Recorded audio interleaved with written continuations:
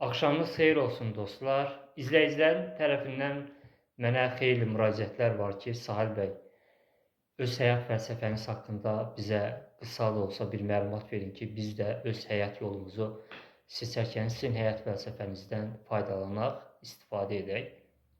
Əslində mənim kitablarımı alanlar mənim həyat fəlsəfəm haqqında kifayət qədər məlumatlıdırlar. Ona görə ki, mən yazdığım kitablarda öz həyat fəlsəfəm haqqında kifayət qədər geniş məlumat vermişəm.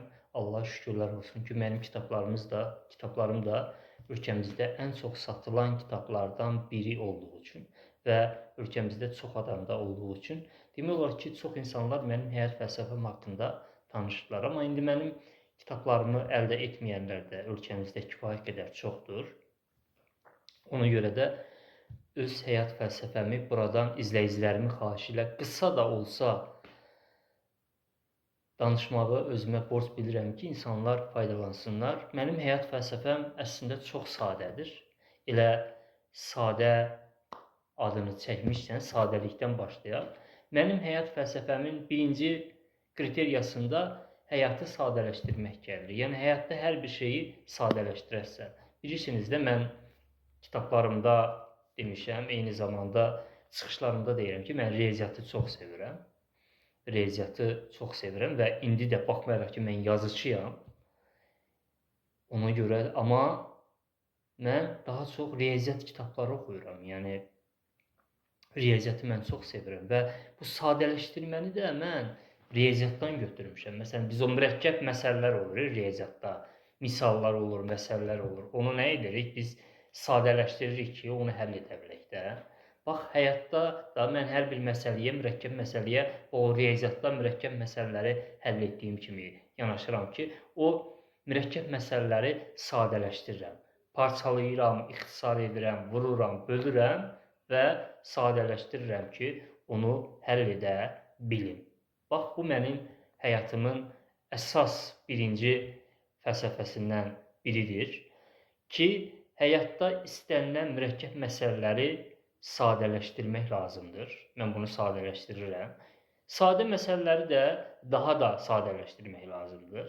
Amma əksər insanlar ona görə çox dərin problem içərisinə girirlər ki, onlar nəinki mürəkkəb məsələləri sadələşdirmirlər. Hətta sadə məsələləri də mürəkkəbləşdirirlər. Bax, onda həyatda sadə məsələlər qarşısında dalanı dirənirlər. Bax, ona görə də mənim əsas həyatda qazandığım bu böyük uğurların əsas təməlində duran o fəlsəfədən birincisi həyatı sadələşdirməyimdir. İkinci məsələ, əsas məsələlərdən biri, mən həyatda özümü hər zaman sınaqda olaraq görürəm, imtahanda olaraq görürəm. Məsələn, mən qarşıma bir çətin məsələ qoyulanda, çətin bir situasiyaya düşəndə elə təsəvvür edirəm ki, mən sanki bir imtahandayam və kənardan da qiymətləndirici insanlar durublar, məni qiymətləndirirlər ki, mən bu çətin məsələ qarşısında, vəziyyət qarşısında necə davranacam və ona uyğun olaraq mənə qiymət verəcəklər ki, mən bu çətin məsələ qarşısında necə hərəkət edəcəm. Yəni, mən özümü hər zaman əbədi olaraq, ömürlük olaraq bir imtahanda olduğumu qəbul etmişəm. Bu, mənim həyatımın əsas fəlsəfəsindən ikincisidir ki, biz orta məktəbdə, ali məktəbdə, imtahanlara gedəndə nə edirik? Dərslərə gedirik, sonda imtahan veririk də. O imtahanda bizi müəllimlər qiymətləndirir. Bax, həyat məktəbinin də öz imtahanları var. Həyat da özü bir məktəbdir və ömürlük bir məktəbdir və orada daima biz imtahandayıq. Mən o gözlə baxıram ki, mən həyat məktəbində imtahandayam, fərqi yoxdur. Bu, başıma gələn yaxşı işdir, başıma gələn pis işdir, sevincli işdir, kədərli işdir. Hər bir şeydə imtahandayam və mən başıma gələn o hadisələrə elə yanaşmalıyam ki, ətrafda məni qiymətləndirən o qiymətləndiricilər mənə yüksək qiymət versin. Əks halda mən həyatın o imtahanında həyatla üsyana çıxsam, nə bilim, baş götürüb qaçsam, təbii ki, mən o imtahandan kəsiləcəm. Bax, mənim həyat fəlsəfəmin əsas ikinci qaydası odur ki, mən özümü həyat məktəbində bir şagird, bir tələbə və həyat məktəbində olan məsələlərə isə bir imtahan olaraq baxıram. Üçüncü məsələ mənim həyatımda odur ki, əsas məsələlərdən biri özünü xilas etmək. Nədir bu özünü xilas etmək? Mənim həyat fəlsəfəmin əsas üçüncü ana sütunlarından biridir. Özünü xilas etmək. Məsələn, çalışıram ki, hər zaman insanlara faydalı olum. Çətinə düşəndə mümkün qədər bir kömək əli uzadım. Məsələn, mənim bu çıxışımda ona xidmət edir. Əslində, mən bu özünü xilas etmək deyəndə bunu nəzərdə tuturam. Məsələn, çətinə düşən bir insana kömək əli uzadanda mən əslində onu xilas etmirəm deyə, birinci özümü xilas edirəm ki, mən bu imtahandan kəsilməyəcəm ki, axı mən ikinci qayda dedim ki, mən həyata bir imtahan kimi baxıram yəni. Yəni çətinə düşənə mən kömək əlimi uzatmıramsa, demək ki, mən özümü xilas edə bilmədim. Özüm də o çətinliyin içərisində batdım. Ona görə də üçüncü mənim həyat fəlsəfəmin əsas sütunu ondan ibarətdir ki, mən özümü xilas etmək haqqında daim düşünürəm. Və özümü xilas etmək də başqalarına kömək etmək, özümə və cəmiyyətə faydalı olmaqdır. Məsələn, mən siqaretlə, alkoqolizmlə, narkomaniya ilə, qumarla, digər zərərli vərdişlərlə bağlı mübarizə aparıram. İstər çıxışlarımda, istər seminarlarımda, istərsə də kitablarımda.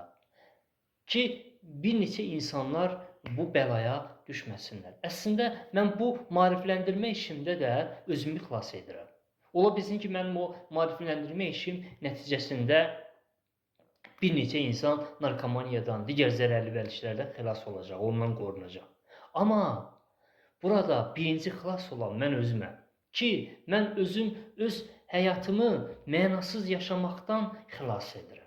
Həyatıma bir məna qatıram. İndi biz insan ömrü, indi mən gəncəm də, çox gəncəm, yaşlanırıq və hər birimizin həyatımızın bir sonu var. Biz o son ölüm yatağında insan düşünür, mən nə üçün yaşadım, nə etdim? Bax, o ölüm yatağında düşünəndə, bax, insan özünü xilas etmə fəlsəfəsi ona çox böyük kömək edəcəkdir. Eləcə də mənə, mən bunları düşünürəm və bu da mənə kömək edir. Eyni zamanda cəmiyyətə bir faydalı olur. Yəni, özümü xilas etmək, başqasına, cəmiyyətə, ətrafa faydalı olmaq bu əslində insanın özünü xilas etməkdir. Kimsənin qəlbinə dəyməmək. Bax, bu da özünü xilasdır ki, qəlb qırmaq, İnsanların ümidlərini uğurlamaq, bir insanın malını, mülkünü uğurlamaqdan daha ağır bir cinayətdir, daha ağır bir oğurluqdur. Bax, ona görə də mənim həyat fəlsəfəmin üçüncü ana sütunlarından biri də, əsası da, bax, bu özünü xilas etməkdir. Həyat fəlsəfə haqqında bu qədər. Çalışın həyata hər zaman, bax, bu dediyim üç fəlsəfədən baxın, bu üç pəncərədən baxın. İnanın, o zaman həyatınızda bir çox mürəkkəb problemlər belə sadələşəcək, asanlaşacaq və siz həyatda uğurlar qazana biləcəksiniz. Ümumiyyətlə, insan uğur anlayışına bax, bu dediyim prizmadan baxmalıdır. Məsələn, sən başqasını xilas edirsənsə, kömək edirsənsə, faydalı olursansa, bunun özü ən böyük uğurdur. Biz uğur deyəndə çoxlu maddi şeylərə sahib olmağı düşünürük. Çoxlu pulumuz olsun, şəxsi təyərlərimiz olsun. Amma əslində uğur nə qədər cəmiyyətə sən faydalısan. Bax, ondan ölçülür. Gecəniz xeyirli qalsın. Sevgilər.